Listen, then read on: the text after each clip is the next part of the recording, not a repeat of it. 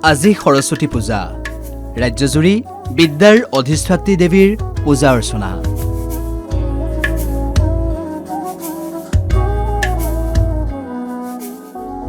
কিন্তু সেই দিনটোতেই গোলাঘাটৰ হাতীয়েখোৱাত আৰম্ভ হ'ল এটা বিশেষ কাৰ্যসূচী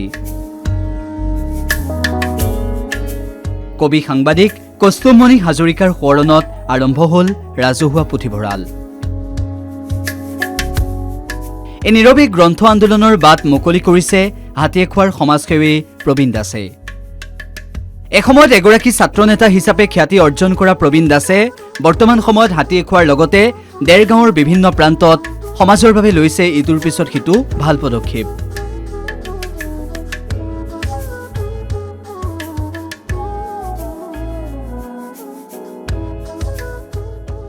সেই সময়তে প্ৰবীণ দাসে কৌস্তুভমণি হাজৰিকা সোঁৱৰণী পুথিভঁৰাল নিৰ্মাণ কৰি গ্ৰন্থ আন্দোলনৰ যাত্ৰা আৰু সোণখেৰীয়া কৰিলে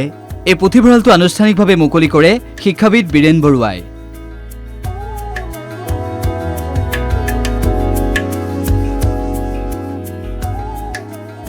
উল্লেখ্য যে প্ৰবীণ দাসে উলিওৱা এই গ্ৰন্থ আন্দোলনৰ যাত্ৰা অধিক সবল কৰি তুলিলে গোলাঘাটৰ বিভিন্ন প্ৰান্তৰ সহৃদয়বান পাঠক ৰাইজে বিভিন্নগৰাকীয়ে গ্ৰন্থ আগবঢ়ালে এই পুথিভঁৰালটোলৈ সকলোৰে এটাই আশা গাঁৱে গাঁৱে উজ্বলি উঠক গ্ৰন্থ আন্দোলনৰ যাত্ৰা আপুনিও সহযোগ কৰিব পাৰে গোলাঘাটৰ হাতীয়েখোৱাৰ বিষ্ণুজ্যোতি বিদ্যাপীঠত থকা কৌস্তুভমণি হাজৰিকা সোঁৱৰণী পুথিভঁৰালক সৰ্বাংগ সুন্দৰ কৰাত আপুনিও আগবঢ়াব পাৰে গ্ৰন্থ কিয়নো প্ৰাণৰ শিল্পী জুবিন গাৰ্গেই কৈ গৈছে কিতাপ নপঢ়া জাতিক গামোচাই বচাব নোৱাৰে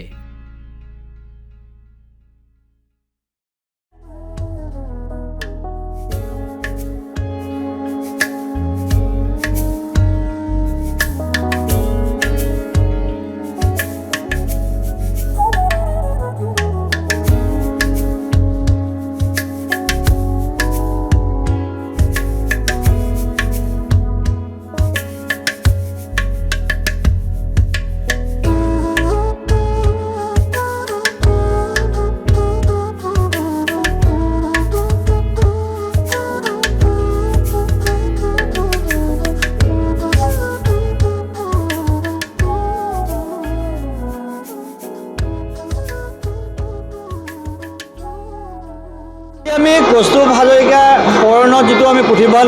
আমি আৰম্ভ কৰিছিলোঁ আমি শ্ৰদ্ধাৰ বীৰেন বৰুৱা ডাঙৰীয়া গ্ৰন্থ প্ৰকাশক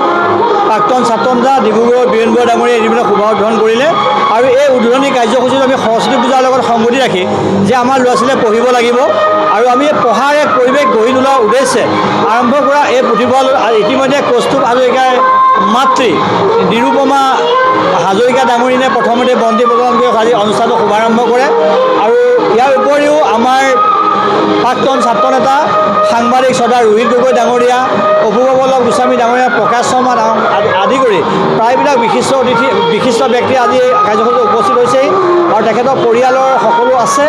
ইয়াৰ উপৰি আমাৰ লেখক পাৰিজাত বাইদেউকে আদি কৰি ভালেকেইজন লেখক আমাৰ মাজত উপস্থিত হৈছেহি আৰু আমি আজি অনুষ্ঠানটো প্ৰথমতে শ্ৰদ্ধাঞ্জলি জনোৱাৰ পিছতে আমাৰ লাইব্ৰেৰী উন্মোচন কৰা হয় তাৰ পিছতে আমাৰ বিভিন্ন ছাত্ৰ ছাত্ৰীৰ সাংস্কৃতিক অনুষ্ঠান আৰম্ভ হৈ আছে আমি এটাই আশা ৰাখিম ল'ৰা ছোৱালীয়ে কিতাপ পঢ়িবই লাগিব ড্ৰাগছ আৰু মদৰ কবলত পৰি এটা প্ৰজন্ম শেষ হৈ গৈছে আৰু সকলোৱে জানেই যে চৰকাৰখনে টকা লাগে কৰ লাগে কাৰণে মদাহীৰ সংখ্যা বঢ়াবৰ কাৰণে গাঁৱে ভূঞে মদৰ দোকান দি দিছে লাইব্ৰেৰীবিলাকক কোনো গুৰুত্ব দিয়া নাই বা কিতাপৰ কোনো গুৰুত্ব দিয়া নাই চৰকাৰক লাগে কৰ দিয়া মানুহ চৰকাৰক লাগে আপোনাৰ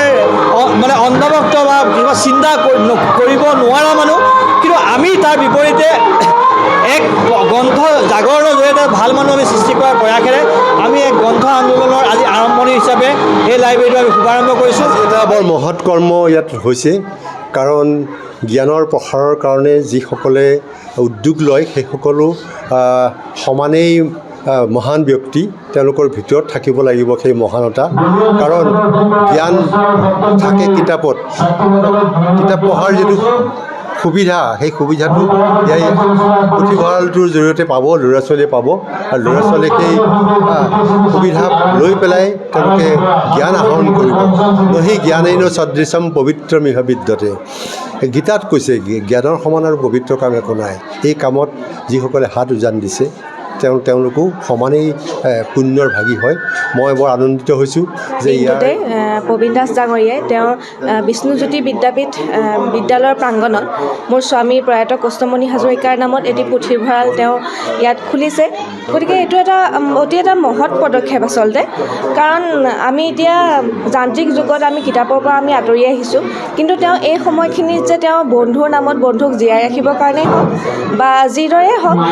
আমাৰ ভৱিষ্যত প্ৰজন্মৰ কথা ভাবি পেলাই যে তেওঁ এই কাম হাতত লৈছে, এইটো অতি শলাগ ল'বলগীয়া। কাৰণ আমাৰ ভৱিষ্যত প্ৰজন্মই আজিকালি কি হৈছে যে মোবাইলৰ কাৰণে পঢ়াৰ কামটো এৰি দিছে। গতিকে আমি এই পুথিভঁৰাল খুলি তেওঁলোকৰ হাতত আচলতে আমি এইবিলাক কিতাপ আমি গতাই দিব লাগে, পঢ়িবলৈ শিকাব লাগে। সেই কথাখিনিৰ কাৰণে তেওঁ যি এই মহৎ ৰাস্তা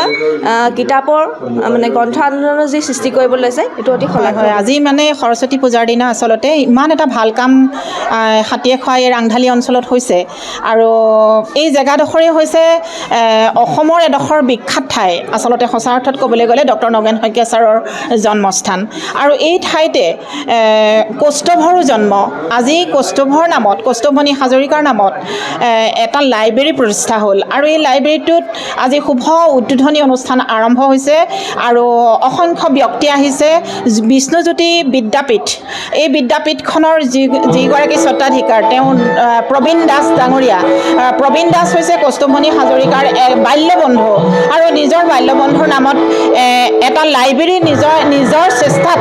ব্যক্তিগতভাৱে প্ৰতিষ্ঠা কৰি এখন বিদ্যালয়ৰ ল'ৰা ছোৱালী আৰু লগতে এই সমগ্ৰ অঞ্চলটোক কিতাপে পোহৰ বিলাবৰ কাৰণে যিটো চেষ্টা চলাইছে, আৰু সেই চেষ্টাত আমি আচলতে গোলাঘাট জিলাৰ হৈ খুব সুখ অনুভৱ কৰিছোঁ। আৰু পুথিভঁৰালে আমাৰ নতুন প্ৰজন্মৰ লগতে আমাৰ অভিভাৱক অভিভাৱিকা ওচৰ চুবুৰীয়া সকলোকে লাভান্বিত কৰিব, গ্ৰন্থৰ প্ৰতি আকৰ্ষিত কৰিব। যি গ্ৰন্থৰ প্ৰতি অনীহা আহিছে, সেই অনীহা